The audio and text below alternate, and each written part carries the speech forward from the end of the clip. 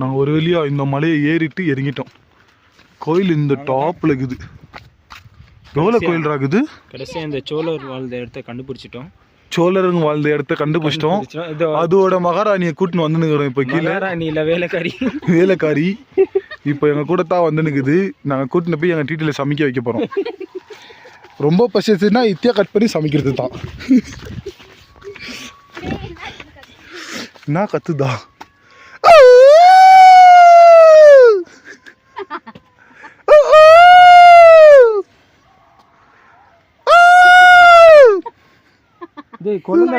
குழந்தையா? Sorry baby, குழந்தை அழுகுதா? அதாடா இவ்வளோ கொடூரமா கேட்குது இவ்வளோ தூரம். அங்கே பார்த்தா கரடி கத்துது, இங்கே பார்த்தா நாய் கத்துது. அந்த ஃபால்ஸ் செம்மையா இருந்துச்சு. கொஞ்ச நேரம் இருந்திருந்தா கரடி கிட்ட மாஞ்சின்னு இருக்கணும் நம்ம.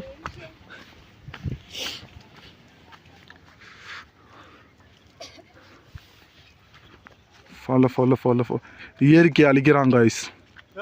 இயற்கையை நாசம் பண்ணுறான். அங்கே பாருங்க புகை பையா கிளம்புது. அங்கே பாருங்க, ஜூம் பண்ணுறேன் பாருங்க, புகையா கிளம்புது. இயற்கை ஏன்டா அழிக்கிற? கவர்மெண்ட்லேருந்து கேஸ் போட சொல்கிறாரு. என்னடா கை ஆடுது? சரியில்லை காய்ஸுமே, வெறித்தனமாக இருக்கிறான் கோல்டுக்கு. நெல்லிக்காய் மரம், வேப்ப மரம்டா இது.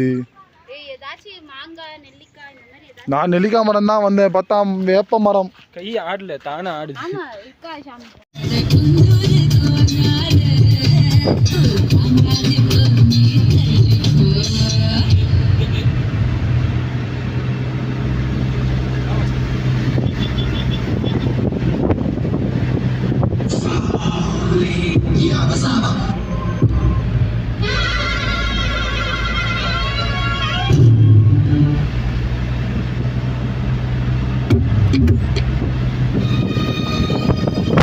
பிரியாணி பிரியாணி பிரியாணி.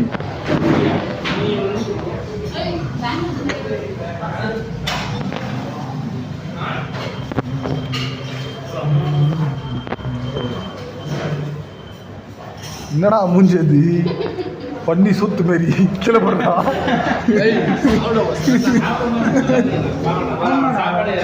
ரெண்டு பீஸ் தான் இருக்கு.